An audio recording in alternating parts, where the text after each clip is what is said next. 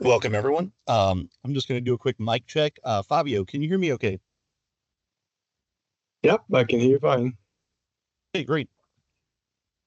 So we'll give everyone just a minute to get started. I'm going to start the recording for this session so that we can record this link or record this and link it in our community.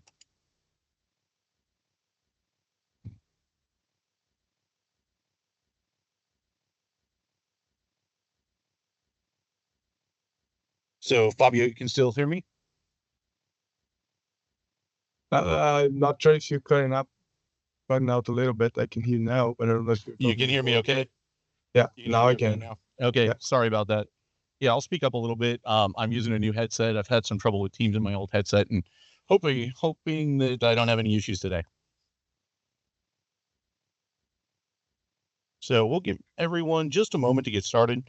Like I said, I'm recording this session and we'll post this session to the YouTube page for AppEnhancer as well as to our community page.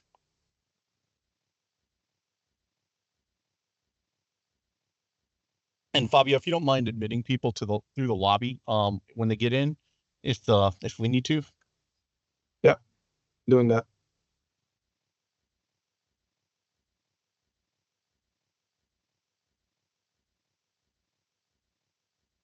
Okay, well, we'll go ahead and get started. We'll be recording this session, so as people come in, if you miss some sections, you can always review the recording later. So, good morning, good afternoon, good evening, wherever you are.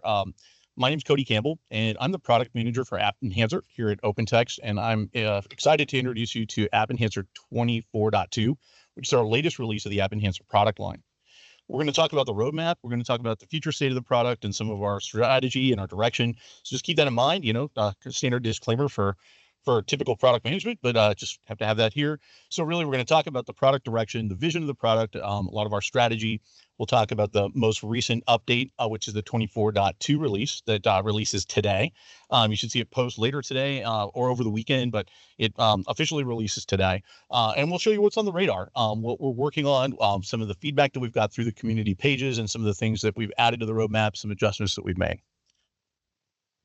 That said, I really want to stop and just step back and talk about where we are with AppEnhancer and where our core use cases are. We continue to be a valuable product in the mid-market, especially when it comes to document capture and indexing of document-centric content, paperless office deployments where we're taking paper-based workflows and digitizing that, allowing users to search and retrieve that content in intelligent ways, providing workflow and routing around some of those documents with some of our advanced workflow tooling, and allowing users to build rules and policies around compliance and lifecycle management, treating the archive like a long-term storage mechanism, and being able to be legally compliant with the content that they're putting into the platform. And so really those are our core use cases. We really fit well in a mid-market deployment, and we really fit well where we're complementing other solutions or we're working within a department that just needs document management.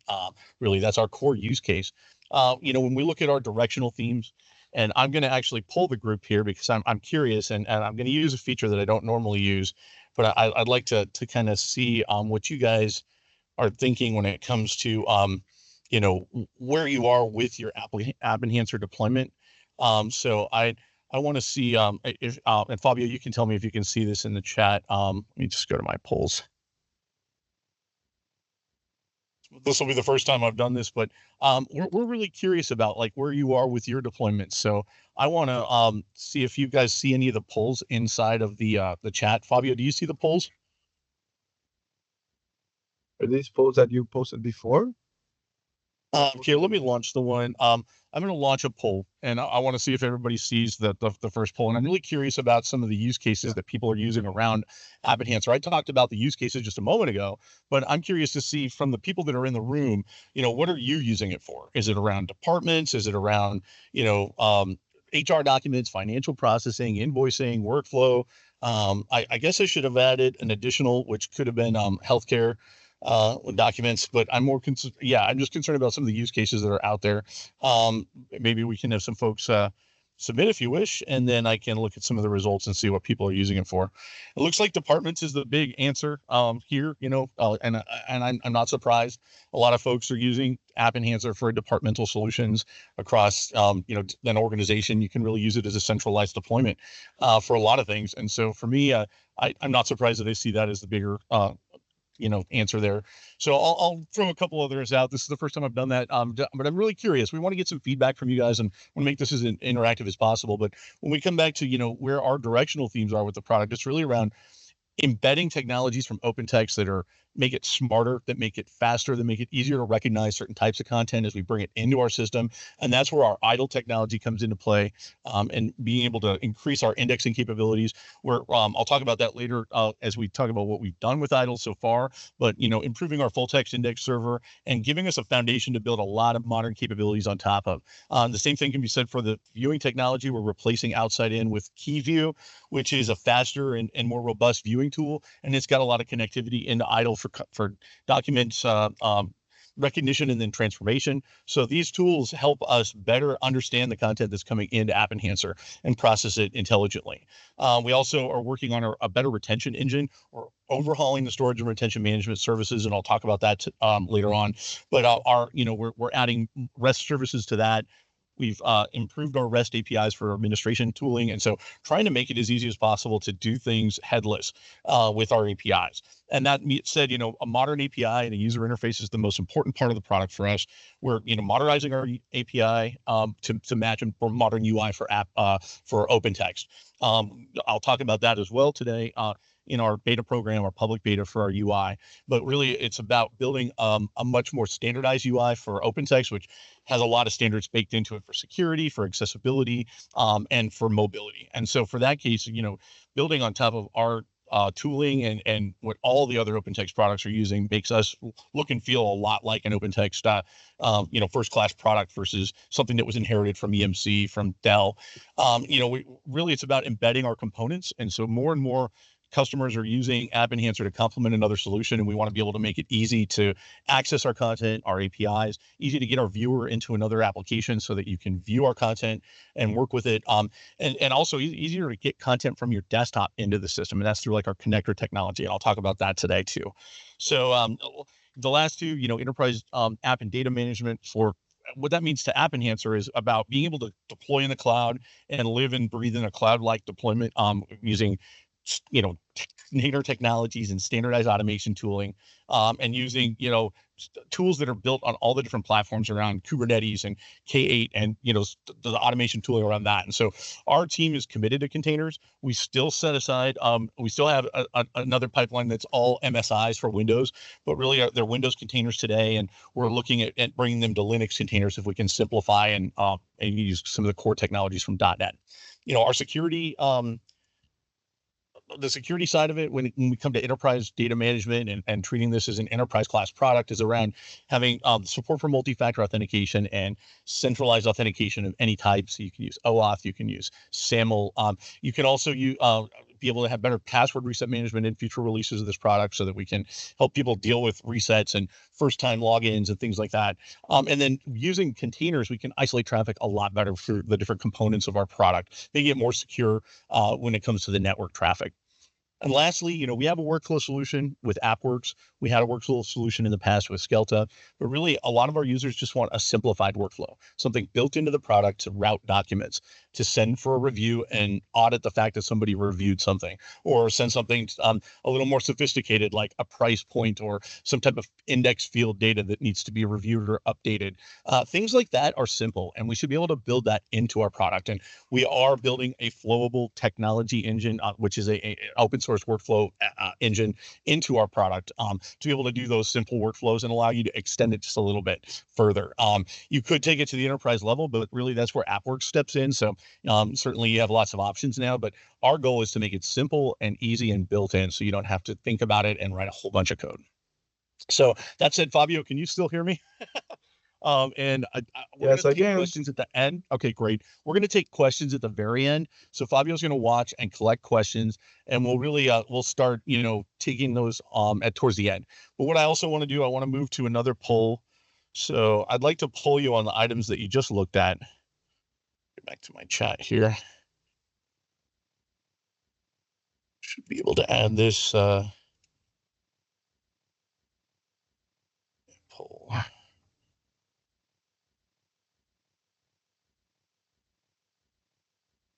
Okay, well, for some reason I don't have that form, so I'm just going to move on. I would love to get your feedback, and I'll probably launch a poll externally, but I can't get it to bring the form up. I really want to know which one area is most helpful, and maybe you guys can just put in a message to Fabio, but which or into the chat, and we can just record it. But I want to see which area of focus is the most important to you on the meeting. You know, where should we really put our effort from top down? You know, from a priority perspective. All these are important, but I'd love to be able to get a prioritized list for you just to see what the group is seeing. But I'm having trouble with these polls, and I don't want to disrupt our meeting. And it's the first time I've done this, and we'll get used to it. But nonetheless, you know, these are really our strategic themes for the product, the areas that we want to go, some of the technologies we want to bake in. IDLE brings us a lot, and I'll show you that as we look at the bigger roadmap. But for now, I want to talk about 24.2 and our 2024 releases, which is 24.2 and 24.4.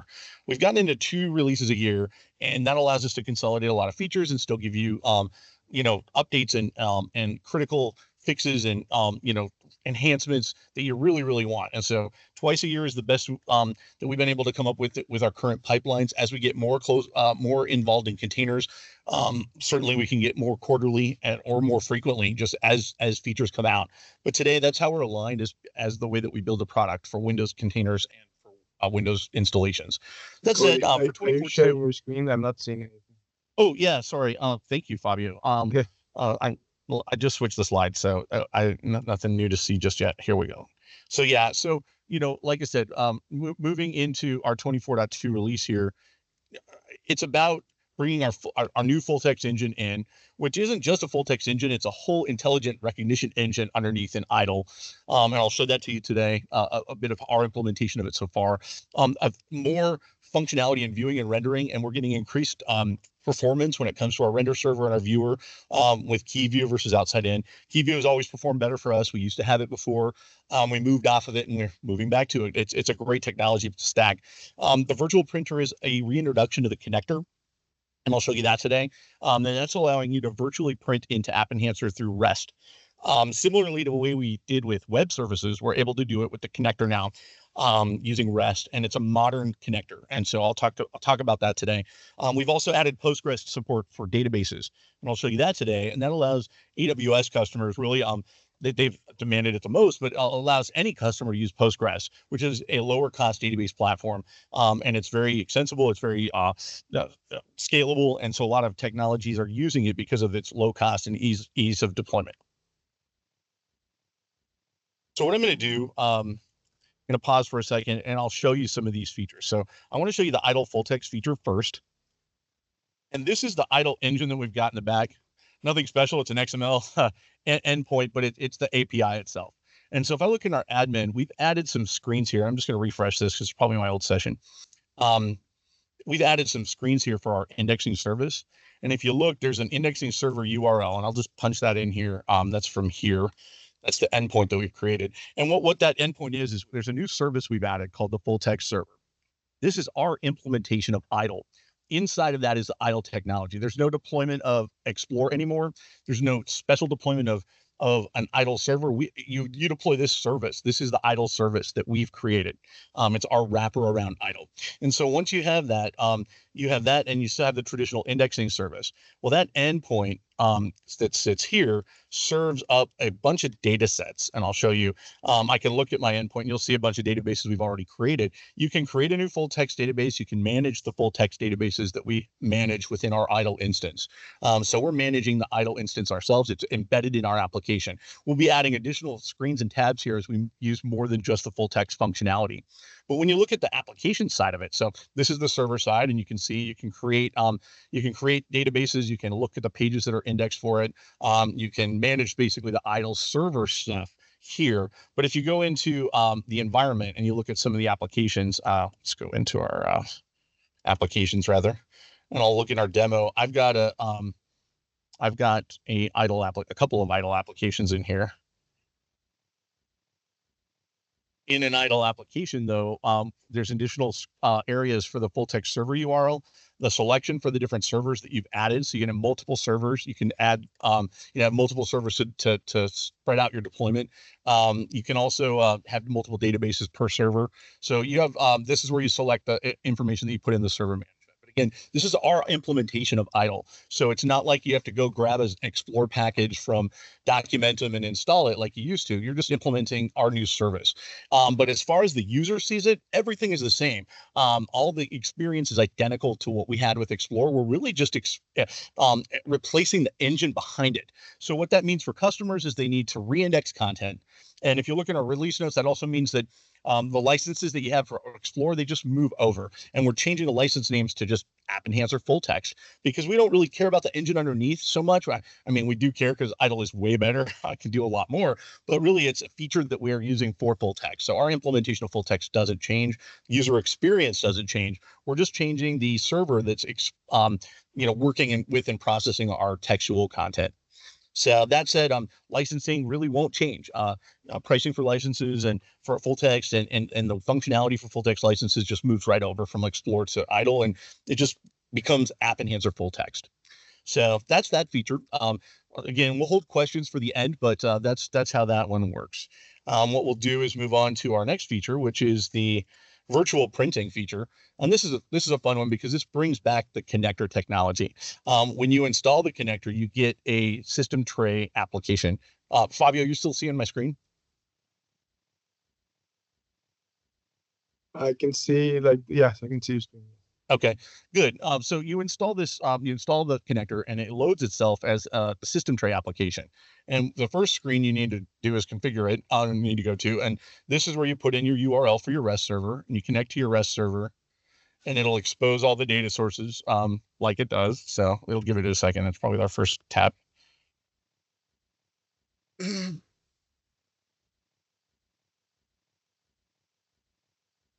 Maybe I gave it the wrong URL.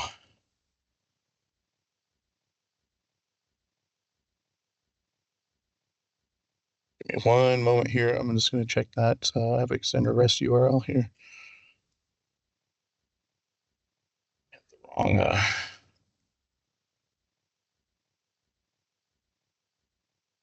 Yeah, I think I might have the wrong data. So yeah, let's put this one in instead.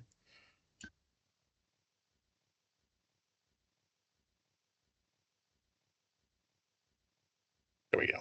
Okay, so now I can log in with my admin information or my login information.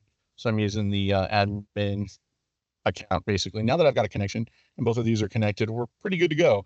Now there's no files here yet, but what I can do is from any application, including just, this, I can print from any application and there's a new printer it installs called the AE PDF writer.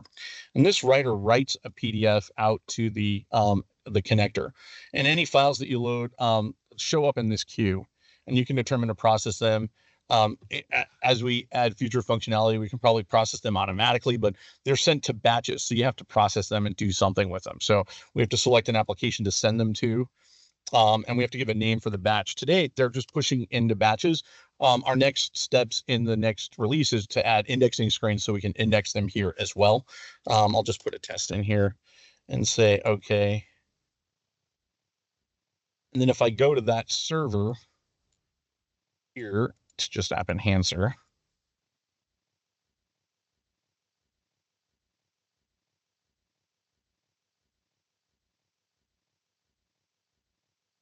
What you'll see is, sorry.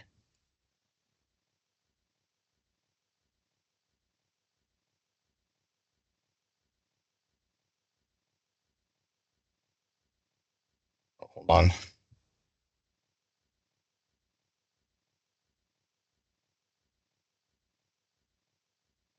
If I go into that image app, you should see batches, and I should see my batch, the one that I went to. I might be, oh, hold on. Let me go, too many URLs. Let me go to this, this one. I'm sorry. To this one.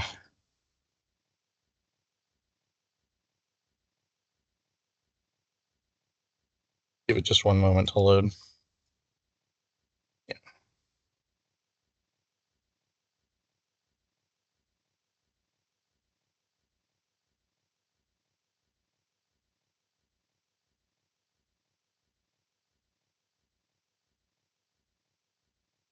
So it was in the image app here. If I go and look at my batches, I should see my batch. Yeah, there's my batches. And then I can index those batches. So that's kind of how that works. What we're planning to do is add additional functionality to the connector application. It starts with the virtual printer, then it just prints to this queue, and you process them like I showed you, send them to different application batches. But we're adding search and retrieval screens like we had with the original connector, screen scraping screens, and additional screens as needed, to give a desktop interface to the application through REST. And so that's the goal with that feature.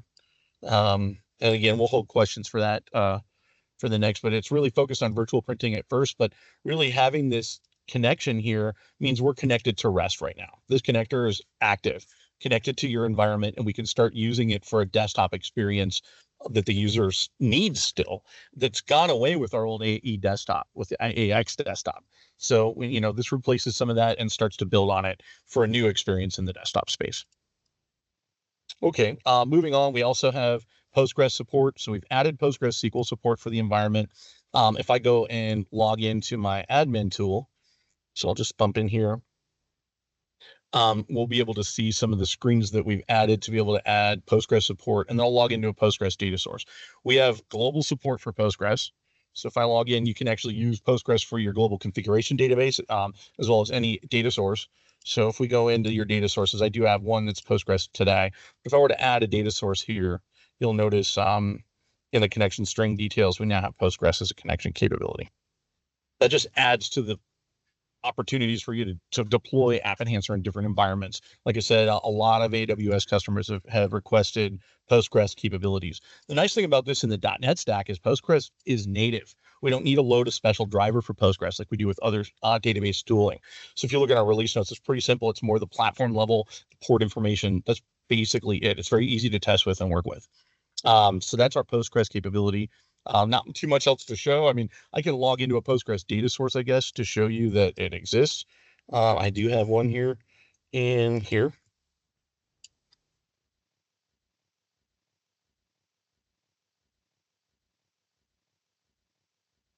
Give it just a moment to load.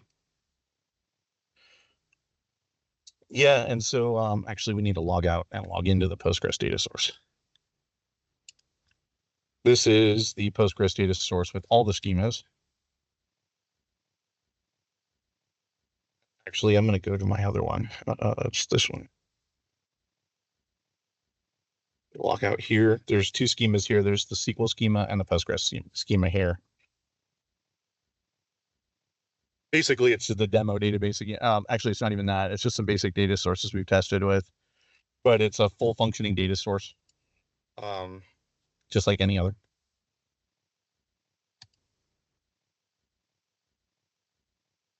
Okay, so those are really the core features for the AppEnhancer 24.2 release. Like I said, there's the full text engine change for idle, no licensing change. There's backwards compatibility, so you don't have to change your license over. We recognize the full text license for Explorer and just instantly convert it to idle under the hood. And then in the future, you'll see when you go to order or renew, you'll see just AppEnhancer full text there instead of Explorer. In any case, that's really a big change, is those screens where we define the server, we configure the database. Very simple. All these screens are here. There's no other screens. It all exists within AppEnhancer now, the whole full text configuration. The virtual printing we talked about, and the Postgres SQL support we talked about. So let's get into the roadmap. Before I do that, I want to talk about the community pages and the importance of these. I talked about this in the last session that we had, and I think it's really important to show how you guys can get feedback to us. So if we go look in the ideas exchange, there's a lot of ideas we've had since we talked in January, and we've been able to bring some of those into our roadmap, like the user stamp field for rubber stamping, some of the security stuff that's come in, the screen scraping utility for the connector, But nonetheless, there's a lot of features that we've added that we've been able to start to put into our backlog, like feedback that we've had from customers like yourselves.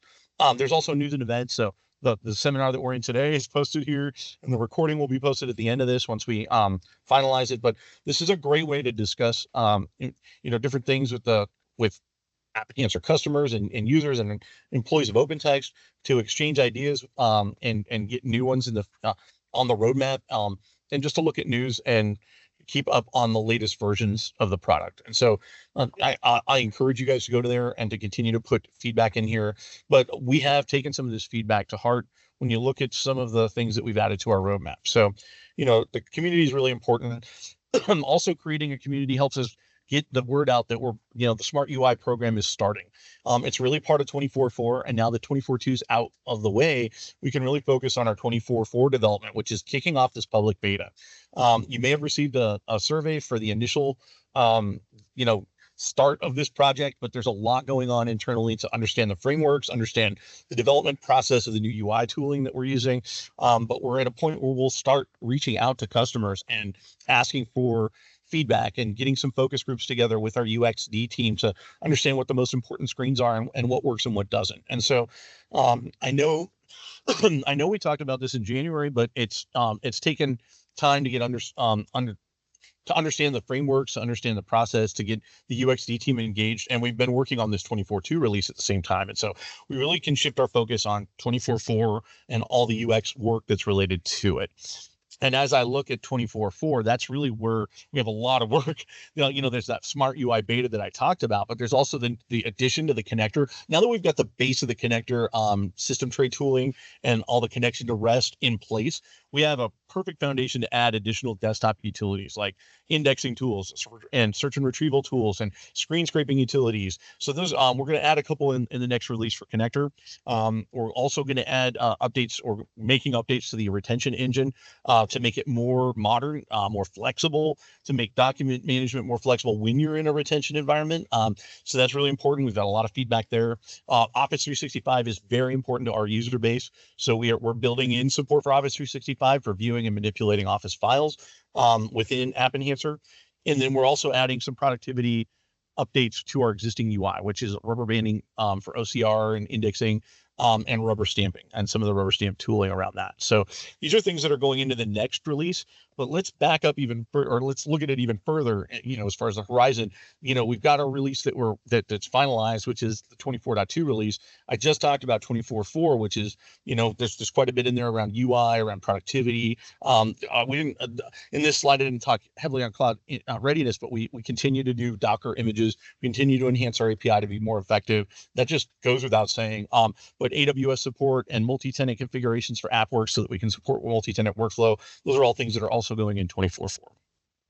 As we look into the future, kind of in line with all those strategies I talked about, our Smart UI is very important to us. The beta will happen in 24.4.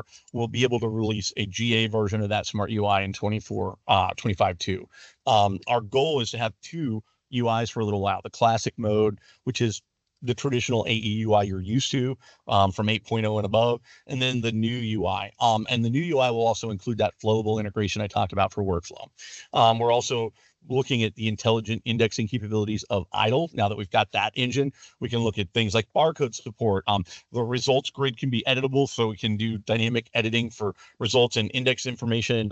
We want to be able to do better data lookups and UDL management. That's always been something that we've been lacking, and that's something we want to do in 25.2. The connector, again, I said search and retrieval, the hotkey capabilities, stuff like we used to have in Axum in the old connector. So really just bringing a lot of that really valuable user functionality back. Reporting and cloud readiness, again, these are enterprise-related capabilities, but it's important to be able to bring our workflow and our events and our audit trails to the focus, especially in a large environment. But also, to be able to be more cloud centric, to have a headless environment means you've got to have reports, you've got to have actions that you can take based on statistics and things that you're following, not just a UI. And so having those reports are there, and through our UI, through our APIs are really important. As we move further out, again, IDLE is powering a lot of our capabilities. So being able to use more AI capabilities to plug our textual content and idle into some suggestion engines or some, summarization engines so that we can summarize document content and group documents based on certain context or certain, gist or things like that. And so really important for certain, people that are processing contracts, for example, or looking at really large full text databases of information, and they want to be able to summarize it. Really important details that you can glean there. Also extracting details from documents for better indexing. When we look at our connector, again, it's about adding those additional features we lost, like the drop zones and making hot folders on your desktop that we can monitor now and just drop content in. The workflow is another one that whole flowable engine, having more predefined workflows and just better integration. We're going to start with the basics for document routing, but we want to make it easy for you just to set up predefined workflows.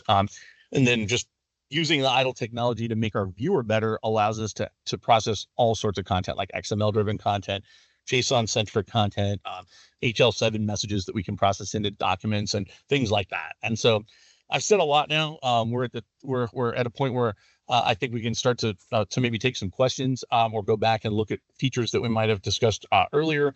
I didn't expect this to go the entire period, so I really wanted to make the most of the time for questions and just let you guys open up. So I don't know, Fabio, if you want to, if you've seen any that have come through in the chat, or if we want to open it up, and I can switch back to this screen so we can all have the roadmap in front of us.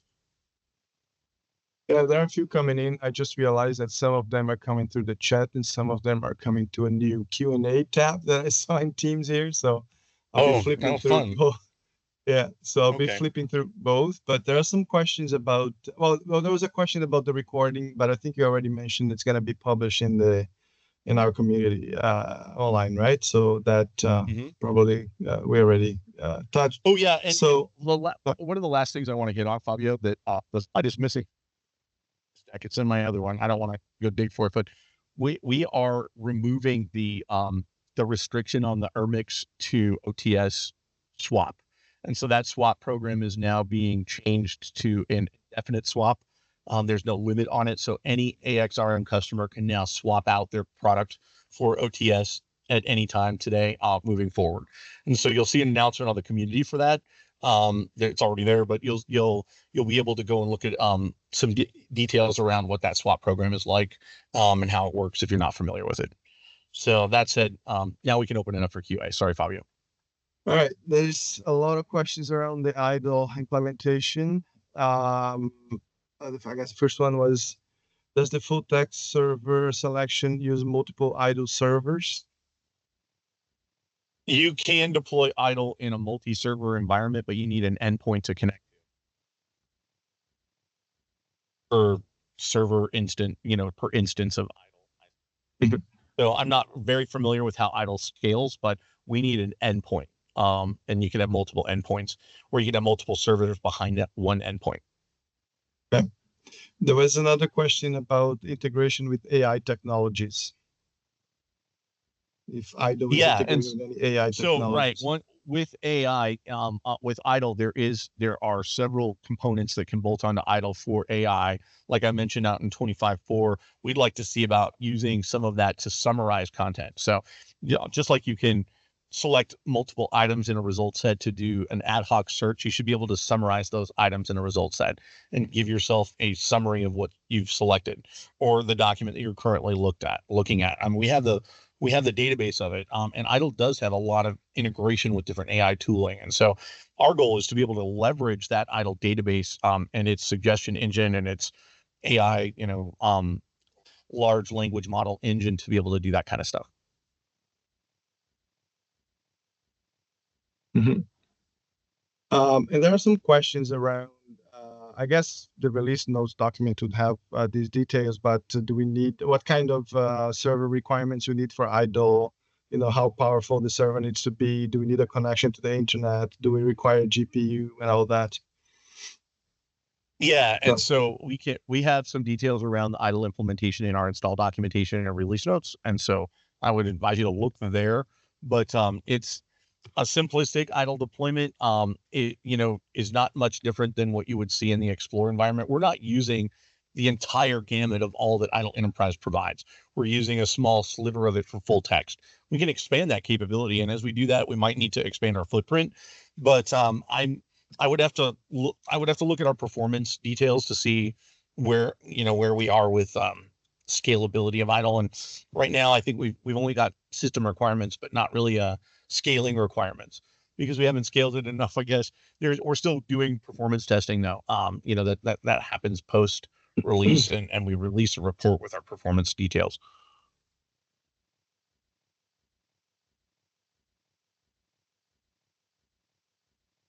Yeah, and I guess there was another question about stats provided for the indexing, the reindexing service, comparing Explorer to Idle. So I guess that's we do have performance details, and I don't know when they'll be published, but we do have a performance team that does that kind of stuff. And so there's certainly testing we go through with multiple doc types, and our QA team does that, to test the code, but we also have a performance team that does it to test the performance. So we should be able to compare notes between the two systems and show the performance differences. I just don't have those details today. I guess that's a good exercise for our performance team to get going. So I'll make a note of that. Also, question about the migration path from Explorer to Idle. I guess basically installing the new version and reindexing the database. That's really all it is. There is no Explorer support from 24.4 on. Right, I'm sorry, from 24.2 on. So you must move to Idle when you move to 24.2, and that's when you set it up and configure it and reindex. So the best part is you've already got your textual content. It's already been OCR'd, so you don't have to go through the OCR queue again. But you do need to go through an indexing queue in order to have Idle process all that text.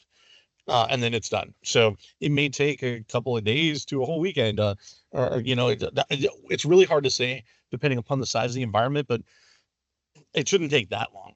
I don't know. It's hard to say. Again, we'll have performance details for our numbers, and that will at least show you some metrics, but it's just hard to tell. Depends on how big the documents are. And another question is about the full text environment being on premise or in the cloud or both. It is on premise today. Now you can deploy this Idle in container in the cloud, and you can have it there too. It's an endpoint. So, but it's up to you to. Right now, we don't have an endpoint that you can subscribe to in the cloud that would give you this capability. So you have to deploy the service that we give you with the 24.2 package. I hope that makes sense. So whether it's the container or not, it's up to somebody to deploy it. Okay.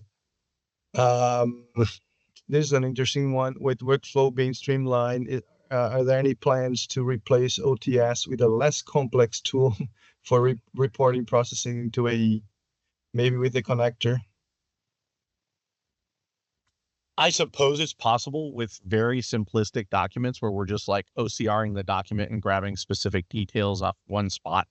But when you get into reports, we're talking about splitting documents and pagination and taking some data and propagating it forward and not that with other data. And so really it gets complicated, and that's what OTS is for. The intelligent indexing engine in OTS lets you do all that page propagation and splitting and all that kind of stuff. And so you could use it for processing if it was really simplistic, and that's the goal with some of the later capabilities for like import folders and drop zones and stuff, which if you drop a file, maybe we use the file name to key some of the indexes, or maybe we OCR some of the content if we can.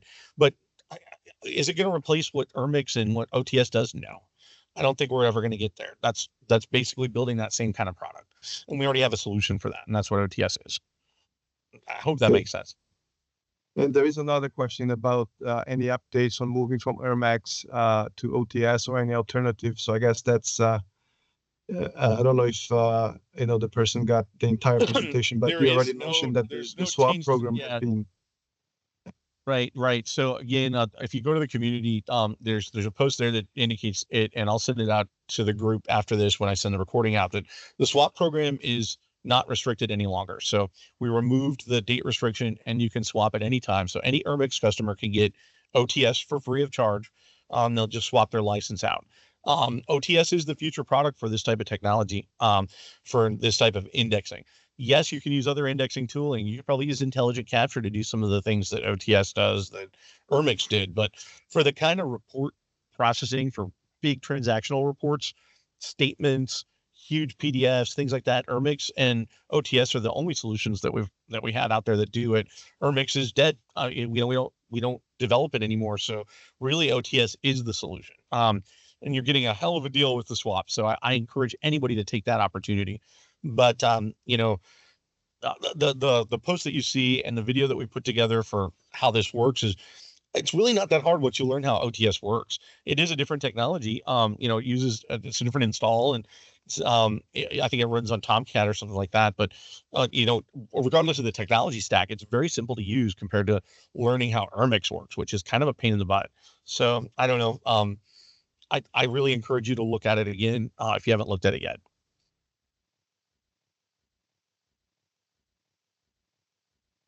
Great. There's another question just coming in about support for is support for Ermax over? So do you want to elaborate on that one?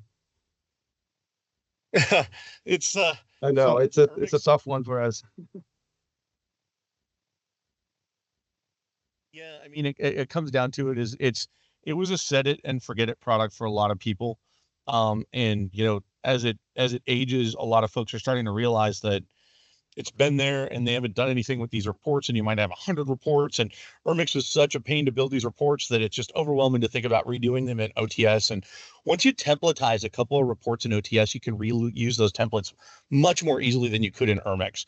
It's not a bunch of screens and copy and paste. It's folders of the different specifications and XML and code and stuff. And so again, once you get used to it, it's easy to templatize certain things so that you don't have to continuously do the same work again and again. But it is a learning curve. It takes a bit of training, and we have a document that we've created that goes with the OTS documents that talks about how the integration with AAE works. I hope that helps people understand how to use the tool better. But at the end of the day, that is the replacement for AXRM, and we just can't develop it anymore. It's built on too old of a technology stack, and then we just can't do anything with it. And since we're talking about support for older offerings, I guess, can you comment on support for the desktop app? Yeah, so the last version of the desktop that we put out was 20.4. 20.4 is almost dead. End of life. I shouldn't say dead. It's the works. It's almost end of life. We continue to certify 20.4 with our product line, and even this 24.2 release will still work with 20.4 desktop, backwards compatible. But that will break eventually as we change our database schema and make it more efficient. And so at some point it will break. Really, the future is the connector. The connector is replacing a lot of the search and retrieval, indexing, importing, exporting, those types of capabilities. Our plan is to use the connector capability that sits right here on your desktop. Just like me, now I've got a connection to AppEnhancer that's always live. That's through my REST connection and my details. And so why not leverage this to get you to our content? And we can start adding more capability here that replaces some of that older functionality in desktop. Good. There is a question about the code form overlay positioning feature that being migrated from the document manager to web access. So I guess that's something that we added to the release, right? I'm sorry, Fabi, you cut out there. Can you answer? Oh, sorry. The code form overlay positioning feature that we added to web access, right? For the release. Correct. Yeah. So that should be in web access now. I think that's already there. And we're also adding the rubber stamp utility back in web access also. The rubber stamp in a future release, right? It's not. Yeah. Oh, right. I'm sorry. That's going into, that's here. That's Yeah. it's in 24.4. Yeah, so the code form editing is there in 24.4, and the rubber band will be coming in the future release. Talking about future releases, someone was asking about 25.2 and 25.4, if those are Q2 and Q4 of 25. And yes, that's where we're targeting that. So Oh, I'm sorry. Those should be fixed. That slide looks incorrect. Thank you for spotting my typo. Yeah.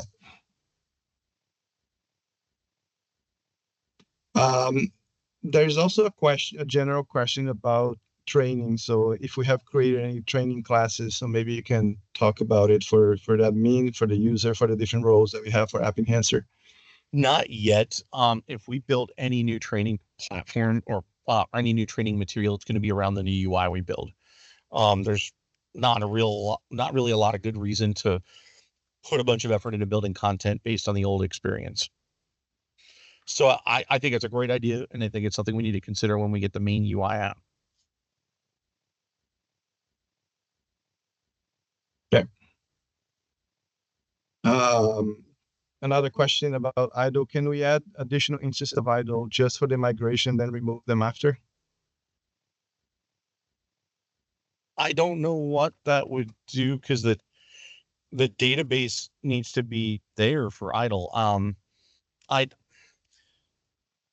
I'm not sure.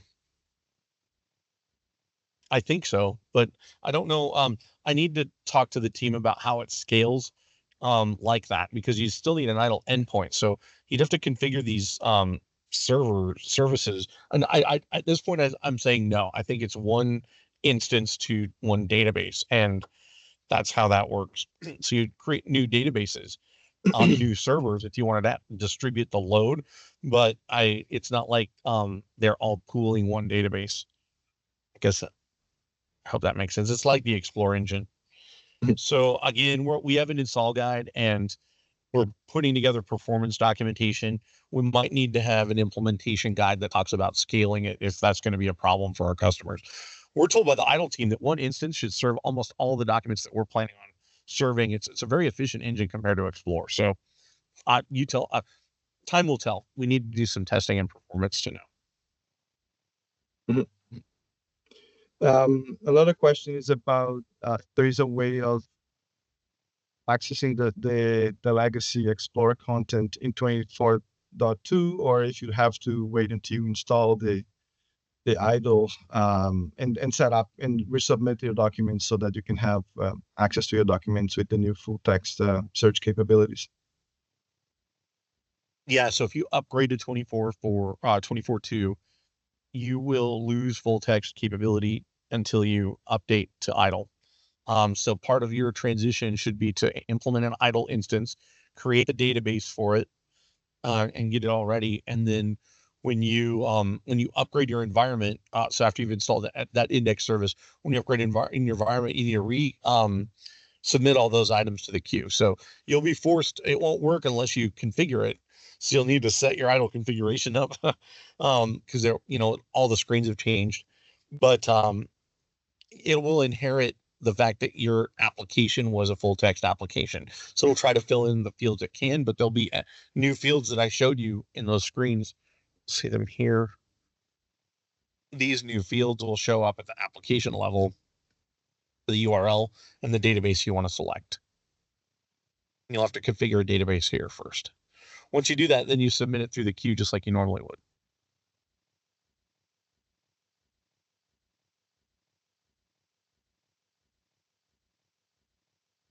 Good. There's a question about making the connector and desktop work on Windows 11. I assuming the old desktop probably no, and the new connector, yes. It has been the new connector, yes. The new connector will work with all the modern Windows desktop platforms.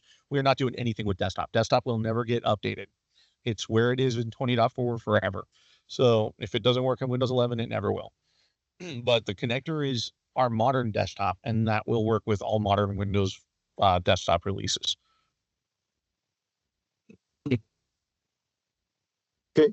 There's a question if the recycle bin would break the document manager.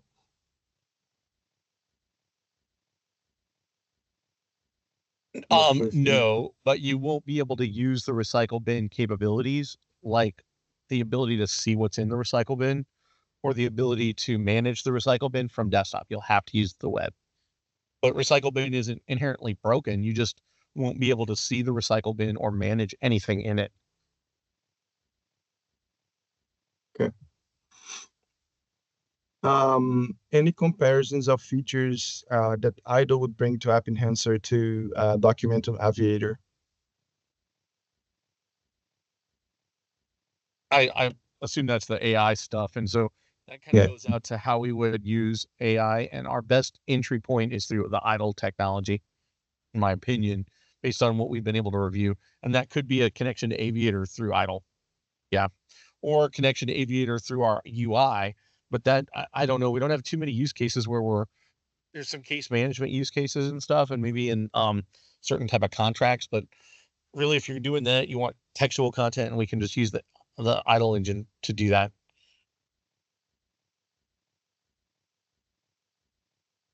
Okay.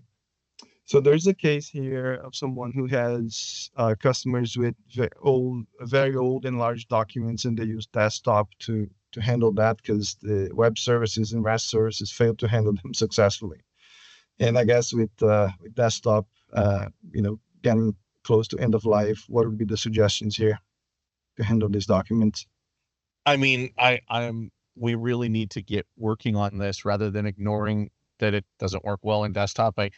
Okay, well, let's get a case open and start to look at our web access and see why this specific document or type of documents aren't rendering properly or very well, in the engine. We've done a lot to make our render server cache things better, to pre-render pages, to use, better technologies like the key view engine to help, bring these documents to view more quickly, more swiftly. But really, we need samples. We need content. We need more content to figure out if there's problems with specific types of files like PDFs or different types of complex documents that we can't process. So open a case, get it in our support folks queue, and let us work on these files to try to make them more efficient. But desktop is always going to be the fastest for getting to the database because it connected directly to the storage platform, directly to the database platform. A web engine doesn't do that and never will. So, comparing desktop to a web application is inherently flawed because you're not in a desktop environment. And even in our desktop environment, we're working with REST. So we really need to figure out what's with these documents that's causing us. Are they just massive DPI? And do they need to be? So there's a lot of questions there, but work with us and we'll try to find a way to get those documents better managed, I suppose. But at the end of the day, I mean, as a planner for this environment, you should consider what types of files you're bringing in and how efficient you want them to be and try to normalize some of that content. There's a lot that can be done to help make it as optimal as possible of an environment. Okay. I'll ask you to talk more about the enhancements that we have planned for retention management, because I know we have that there in the roadmap, but there are some questions about having policy-based retention and purge, and what are the improvements that we want to apply to the retention module. Yeah, so our retention module is rather restrictive. Customers want to be able to put content in retention so it can't be deleted, but they still might want to modify certain parts of that content. We need to make it more flexible so customers have the opportunity to determine what gets changed and what doesn't, what gets retained and what doesn't, how the policies are applied. Today it's very rigid, and we've done some surveys amongst customers and partners to try to determine what they really need, and we've taken that to the team to build a backlog that shows what the overhaul would look like. And that includes, like I said, the ability to do better legal holds, to do multi-legal holds, to be able to maybe lock down certain indexes, but not all the indexes, to be able to append pages, even though we're in a retained document. Certain things customers want control over. And sure, we can turn those features on and off, but we need to be able to also be backwards compatible with the existing engine. And so there's a lot going on in planning right now, but certainly we got a ton of feedback, and that's really what that overhaul is about. Okay. Another question here about being able to handle foreign files like HTML, XML, Office docs, etc.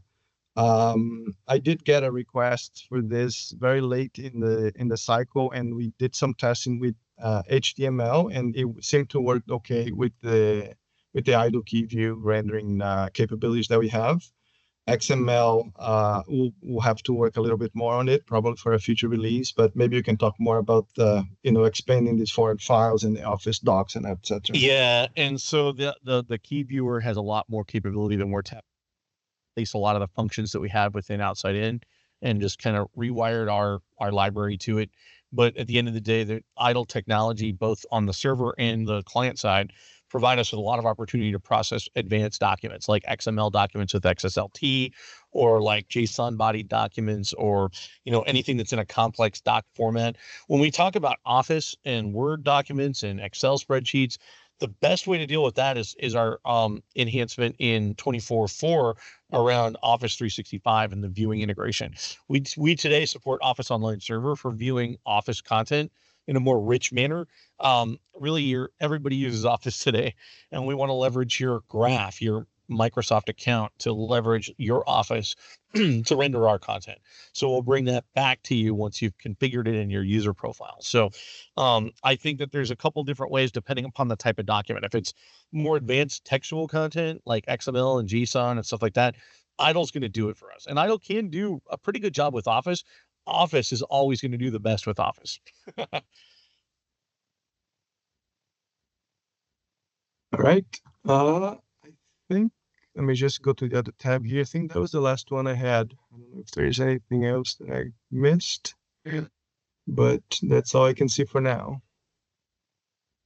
Yeah, and so for me, I mean, I really want folks to use the community to engage us, to give us feedback on what features they want to see, help us define the best roadmap for you that resonates with your customers, that helps secure their investment, that helps put integrations in front of them that are meaningful and that help drive new use cases to the platform, or help them put their content to work in different ways. And so really, we're here for that. And that's what this presentation is for. So give you a preview of what is to come and to give you an understanding of what just came out today. So I encourage you to go and grab this latest release. It drops later today. Maybe don't waste your weekend on work, but maybe take a look at it on Monday and start playing with it. There's a lot of cool features in there. I really like the connector and what's possible for the desktop. That's our new desktop. And as we add features, we'll probably start reaching out to the community as well to say, what do you want in the new desktop? That's what we wanted to put in connector. We've added the printer. We're adding the screen scraper. We're adding search and retrieval and hotkeys and drop zones and import folders. What else do we need? So tools like that, things like that, that's what I want. I'd love to see in the community. So, keep coming with ideas, and keep working with AppEnhancer, because I think it's a great platform, and I think your customers probably do too. Another one of those productivity tools is the XML editor for rubber stamps, right? So we have that in the. That's true, right? That's another one that's in 24.4 enhancements. Yeah. So it's coming. Yep. Well, so I'll give everyone a half hour back. I gave us an hour and a half, but I figured we'd only take 1 hour. I really appreciate everybody taking your time on a Friday to come and talk about the product. If you have questions, you can always reach out to me directly, or Fabio and I are here to help make this the best product for what we do with it, which is document management, mid-market document management, departmental document management, all of these things around paperless document-centric content. And so please bring your suggestions to the community. Help us make this a better platform and a better community for you. So thank you, everyone. And also, just a final one that just came in. I think this one is very important. Talking about many clients thinking that AppEnhancer is going away. So how can we work together with the partner channels to make sure that we send the message that we're here with a very well-defined roadmap to continue innovating for the product? I would say to point them to the community, let them see some of the ideas that are out there, let them look at presentations like this, let them look at the YouTube channels that we're creating. And as we build the new UI, I hope that they'll see some of the investment from OpenText in this product line. We're not going anywhere. We're growing in businesses that are starting to thrive again after the pandemic, and we're starting to find a place and a foothold in the cloud. And I want to hear how customers want to embrace that. And so really, there's a good future for us. And I want to put down any kind of I'd like to put away any kind of speculation as it comes to our product line, because we really we are in portfolio, but we're in the investment side of it, which is really good for us. And I'm really happy to be here and have come this far with it, and to see how much further we can go with it. So and if you want me to sit in with a customer and show them a demo, if you want me to help push that message, not push it, but show it, and demonstrate some of these things. I'm more than happy to get on a customer meeting with any of your customers or any of you that are on the call, to help show and demonstrate some of the capabilities that we're building. Yeah, and the second part of the question is when is the next major code change for AX? I guess we are adopting more of an agile approach as opposed to having one release a year or one release every couple of years like it was in the past. And we're releasing twice a year now, so there is a lot of innovation being added for each release, and we're trying to do that so that every iteration adds value to the product. But maybe you can comment more on our cadence there. Yeah, today, like I mentioned, we're doing two releases a year. As we get more and more to a cloud-centric mechanism for deployment and more reliant on containers versus traditional MSIs, it'll be a lot easier for us to just push features out in container builds. And you could probably grab our nightly build at some point. But we're not quite there yet. It's a very there's a lot of modules that we have, and we have to do a lot of testing of those modules. And so certainly there's some components like connector that we could probably break off now and have separate because it's a REST client. So as long as it's using the specs that we define in REST, then we could probably start adding features to it more swiftly. So again, we're getting there. We're getting to a better cadence. Like Fabio mentioned, we are an agile team. We're slowly shedding old code bases like Ermix and, AX Desktop. And once we get to this area where we're not supporting a lot of legacy code, it's even easier for us to have more frequent releases.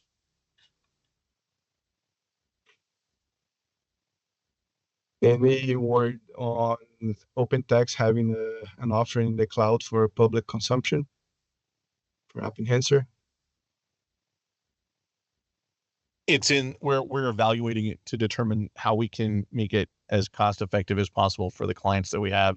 What are our clients willing to pay? Things like that. We don't have a lot of research yet because we haven't had a ton of demand until just recently.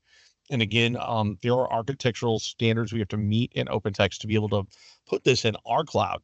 And that means we need to make some development changes to our containers, not being just Windows containers, but being Linux, micro kind of .NET Core containers, if you will. And so for us, there's some changes we would need to make to really offer it like that. Can you do it? Yeah. But you have to build your own Helm charts today, and you've got to deploy it yourself in Kubernetes however you want. And so we're trying to bridge that gap, but it's going to take a few more releases before we can do it. Probably end of next year, maybe, before we can really start talking about what our cloud offering would look like for AppEnhancer, if we even have one.